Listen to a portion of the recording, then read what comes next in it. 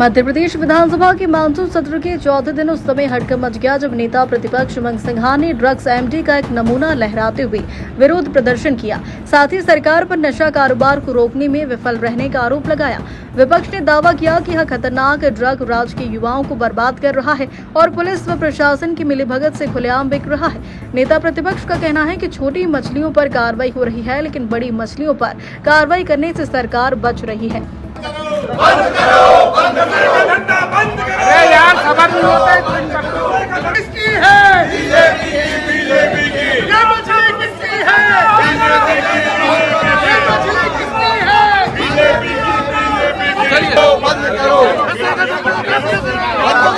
आदि बनाकर ये प्रदेश के अंदर एमडी ड्रग बिक रही है। प्रदेश के युवा किस प्रकार से नशा कर रहे हैं एमडी ड्रग का, और भोपाल के एमडी ड्रग्स को लेके ये प्रदर्शन इसलिए है कि 1800 करोड़ की पहले ही पकड़ाई गई, अभी भी सरकार इस पे नहीं कर पा रही। माफिया राजधानी के अंदर खुलेआम घूम रहे, बड़े बड़े परिवार के बच्चों को नशे की आदत पड़ रही, युवा परेशान है, सरकार नौकरी नहीं दे पा रही। लेकिन इंदौर के भोरका थाना क्षेत्र में रहने वाली एक पीड़ित महिला ने रतलाम के बीजेपी नेता पर रेप का आरोप लगाया है। पीड़ित महिला ने पुलिस को बताया कि आरोपी ने पहले तो पति से तलाक दिलवाया, उसके बाद लिव इन में रखकर शादी का झांसा देकर शारीरिक संबंध बनाए। जब पीड़िता ने शादी के लिए दबाव बनाया तो उसे जान से मारने की धमकी दी गई। पीड़िता की शिकायत पर पुलिस ने मामला दर्ज कर आरोपी को आलोट से गिरफ्तार किया है। ये मुकेश पंचोला ताल रतलाम के रहने वाले हैं। ये करीब 1-1.5 साल पहले यहाँ हॉस्टल किराए से लेके चला रहे थे। उसी दौरान पीड़िता से इनका किसी दोस्त के माध्यम से परिचय हुआ और फिर ये लोग आपस में दोस्त रहे और लिव इन में रहे कुछ समय। उसके बाद इन्होंने शादी का बोला था, वो शादी नहीं की, तो शादी का झांसा दे करके गलत काम करने पर इनके विरुद्ध पीड़िता द्वारा FIR दर्ज कराई गई थी, जिसमें परसों उनको ताल रतलाम से गिरफ्तार किया गया और कल उनको इंदौर में पुलिस को ड्रग तस्करी के खिलाफ बड़ी सफलता मिली है। द्वारकापुरी क्षेत्र में लंबे समय से फरार चल रहे कुख्यात बदमाश शुभम नेपाली को उसके 2 साथियों के साथ गिरफ्तार कर लिया है।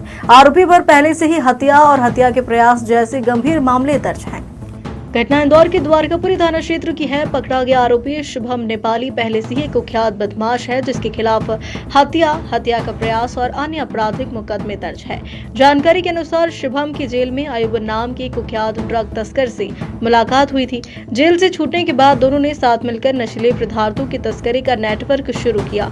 पुलिस के मुताबिक शुभम नेपाली लंबे समय से फरार चल रहा था। सूचना के आधार पर पुलिस ने बुधवार शाम दबिश देकर शुभम और उसके 2 साथियों को गिरफ्तार किया। थाना द्वारकापुरी क्षेत्र की घटना है। लगभग 7 अपराधों में फरार आरोपी शुभम उर्फ नेपाली पिता सीताराम यादव को द्वारकापुरी पुलिस द्वारा गिरफ्तार करने में सफलता प्राप्त हुई है।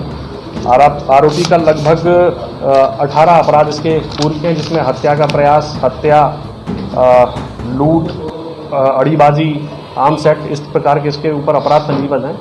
और लगभग 2 वर्ष पूर्व धारा 302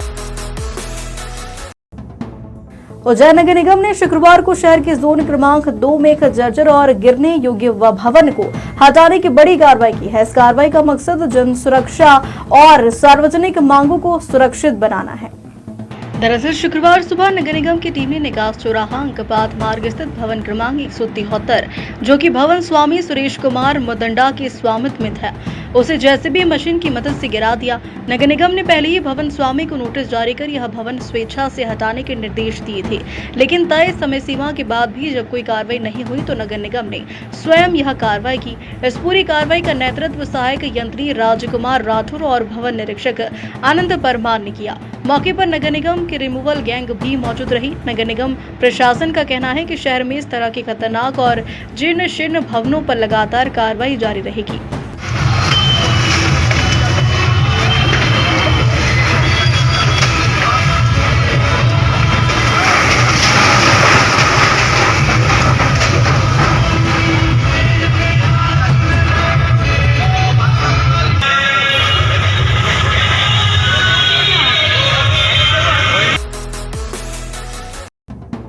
आगामी रक्षाबंधन के पहले उज्जैन खाद्य विभाग एक्शन मोड में आ गया है, जिसके चलते मिष्ठान दुकानों की जांच करने के साथ फल गोदाम पर छापा मारा, जहां फलों की जांच की गई।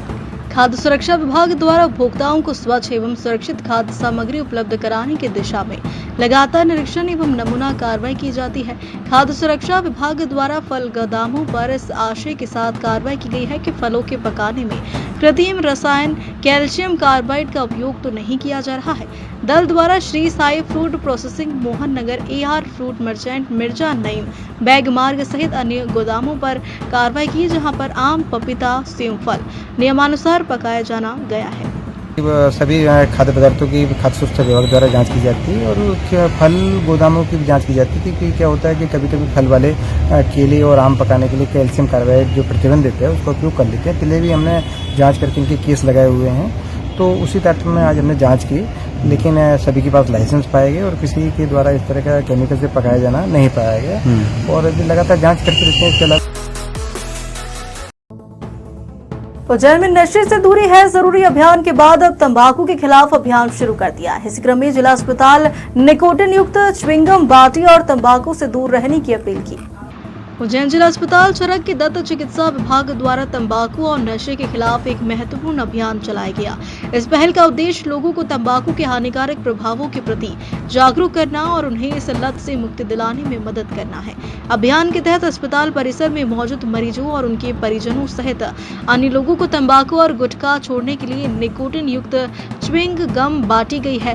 राष्ट्रीय तंबाकू नियंत्रण कार्यक्रम के जिला नोडल अधिकारी डॉक्टर शिव मैनिया ने जानकारी देकर कहा कि यह थेरेपी तंबाकू की लत को धीरे धीरे छुड़ाने में कारगर है। राष्ट्रीय तंबाकू नियंत्रण कार्यक्रम भारत सरकार द्वारा चलाया गया एक प्रोग्राम है, जिसके तहत तंबाकू और तंबाकू उत्पादों से जुड़े हुए व्यसन से ग्रसित लोगों को इस व्यसन से छुटकारा दिलाने के लिए इस प्रोग्राम के तहत कई अभियान चलाए जाते हैं, जिसके तहत जिला चिकित्सालय उज्जैन के दंत चिकित्सा विभाग में इन तंबाकू उत्पादों के व्यसनों से ग्रसित लोगों को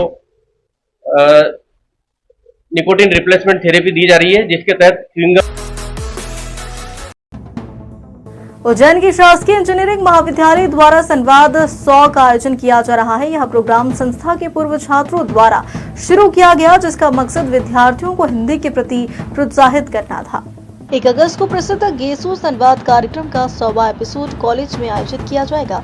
यह कार्यक्रम कोविड-19 महामारी के दौरान कॉलेज के पूर्व छात्रों द्वारा प्रारंभ किया गया था और अब यह एक प्रभावशाली मंच के रूप में विकसित हो चुका है, जो वैश्विक एल्यूमनाई समुदाय को एकजुट करता है। इस महत्वपूर्ण अवसर पर अनेक प्रेरणादायक पूर्व छात्र अपने अनुभव और ज्ञान साझा करेंगे, जिससे आगामी पीढ़ी के विद्यार्थियों को प्रोत्साहन और मार्गदर्शन प्राप्त होगा। पिछले 5 वर्षों में 99 सत्रों में 200 से अधिक प्रेरणादायक पूर्व छात्रों ने अपने अनुभव साझा किए हैं, जिनसे हजारों छात्र लाभान्वित हुए।